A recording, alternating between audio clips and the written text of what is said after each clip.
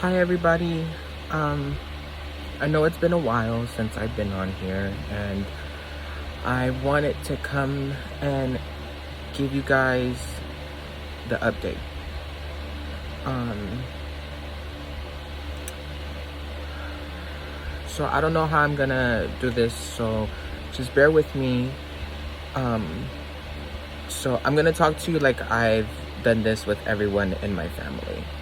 So there's good news and there's bad news. I'm gonna start off with the good news.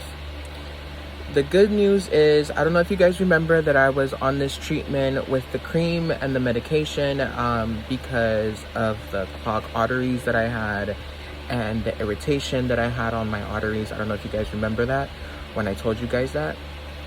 So the medication did what it was supposed to do. It brought down the inflammation, and it didn't unclog my arteries all the way, but it did bring it down significantly, which is amazing news because that was one of the things that they were hoping for from the medication, especially since it was such a high dose. It was 375 milligrams, which was a lot.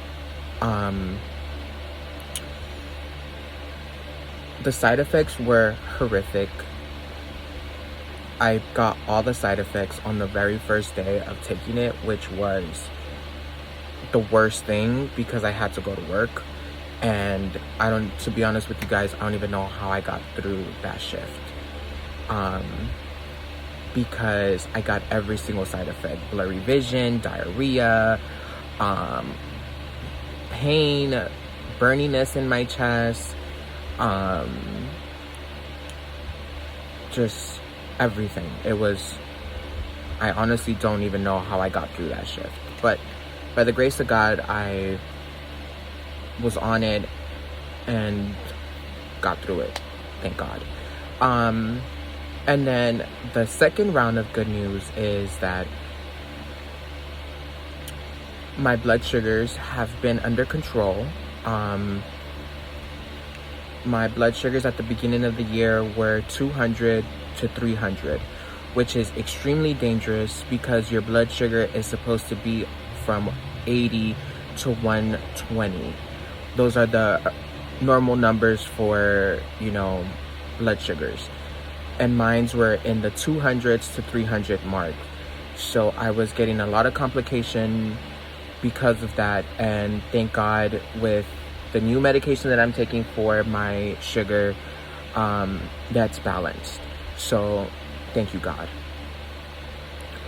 Okay, before we get into the not so good news, I want to give a few shout outs. I want to say thank you very much to these people because they have lifted me up and held my hand in the most difficult moments of my life, which is this whole situation. They have not left my side and literally checked on me, taking me to work, bringing me from work, taking me to my doctor's appointments, picking me up from my doctor's appointments, literally spending the entire day with me after doctor's appointments to make sure that I was okay. So for that, I will be eternally grateful to these people. So I want to say thank you to my niece, Samantha. I love you. Miss Jones, I love you. I want to say thank you to my best friend, Oscar, the best dick sucker in America. I want to say a huge thank you to Trey. I know that we've rekindled our friendship, and you have shown me so much love, so much. And the short amount of time, you have proven yourself to be an incredible, loyal friend. And for that, I will be eternally grateful for you because you have gone above and beyond. And you have helped me in ways that you cannot imagine. I want to say also a huge thank you to Janai because he was also there for me. I also want to say thank you to Vicky. I also want to say thank you to everyone that has checked up on me and that has just giving me words of encouragement and just telling me to hold on. So now to the hardest part, not the so good news. So there's 3 things. First thing is the muscle around my heart is contracting a lot more than it was before. They don't necessarily understand what's going on. I know you guys can see that I have tape here, so I have this monitor on me now to basically track my heart. I also have a little button here that I can push whenever my heart or I feel funny with my heart. I can push this and basically document exactly what's going on. So they're trying to figure out if I'm gonna need this outside permanently or inside permanently. Second thing, my liver is not doing its best. My liver, I've always had problems with my liver. When I found out that I was diabetic, they also found out that I had a fatty liver.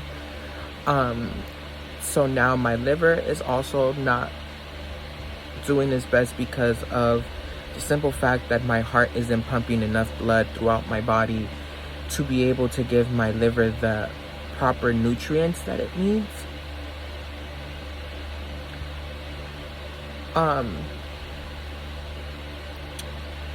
And then third and finally, since I'm not getting the proper blood flow throughout my body, it's messing with my brain. I'm starting to get little holes in my brain because of the lack of oxygen, which they're scared that will lead to dementia in the long term. I've already had a few moments where I forget who I am, where I am, who are people around me.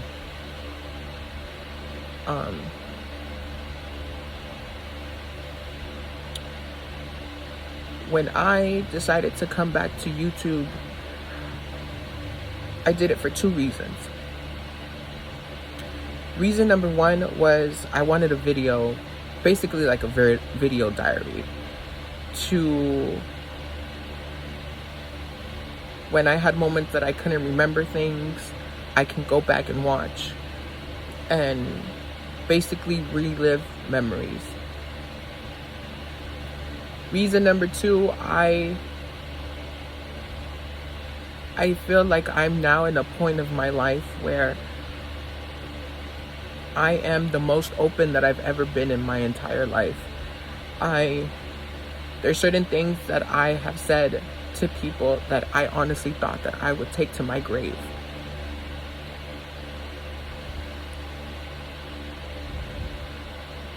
I'm also very thankful to God that in these moments, He has allowed me to heal certain traumas that I've gone through in my life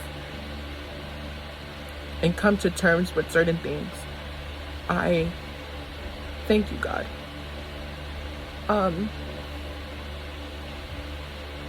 Guys, I've been such a fucking crybaby for the past literally like 6 months. When I tell you I've never cried so much in my fucking life, I've never cried so much in my life. Honestly don't know where the fuck all this water is coming from, to be honest with you.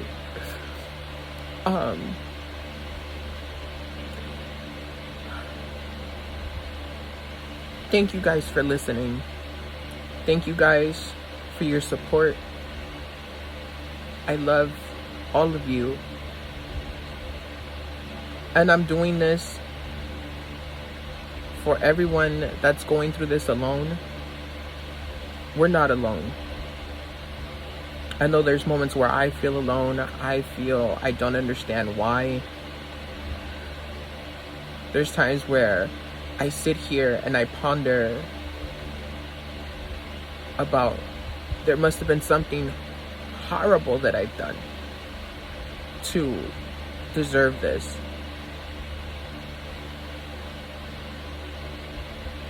But we're gonna be okay. I never really understood what strength was until these past 6 months. I have surprised myself of how strong I truly am, how willing and determined I am, and I think that's just the strength from my mother, because my mom has literally every disease that you can think of, and she still keeps moving forward. And she's like in her mid-60s, so if she can do it and I'm half her age, I'm sure I can do it. And I'm trying to be strong for all of my kids: Gwen, Giselle, Carmine, Koa, Colangelo, Melanie, Charlie, Samantha, and my little prince, David.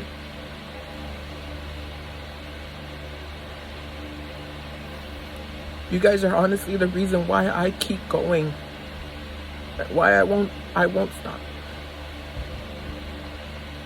You know what's so funny? I always thought to myself that I never wanted to have children. Never. Because of all the emotional and physical abuse that I suffered when I was younger.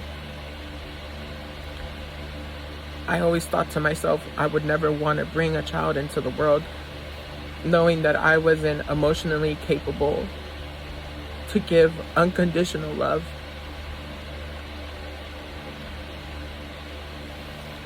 But when I look at my children, they make me so happy, so very happy. Seeing all of their accomplishments, seeing them do things for the very first time. Like recently, me and Mel, we found out how to pump gas together. That was so incredibly beautiful. Seeing my kids go to start high school, college, new job adventures, seeing them walk for the very first time.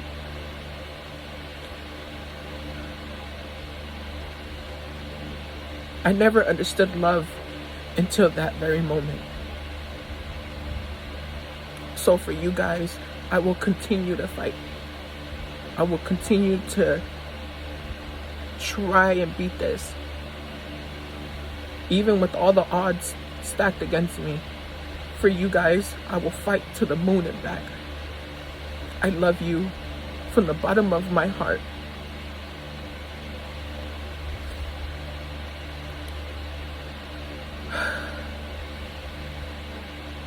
Okay, no more crying. No more crying, okay? Thank you guys. I love you. Remember, spread love, not hate. I'll see you guys later. Bye.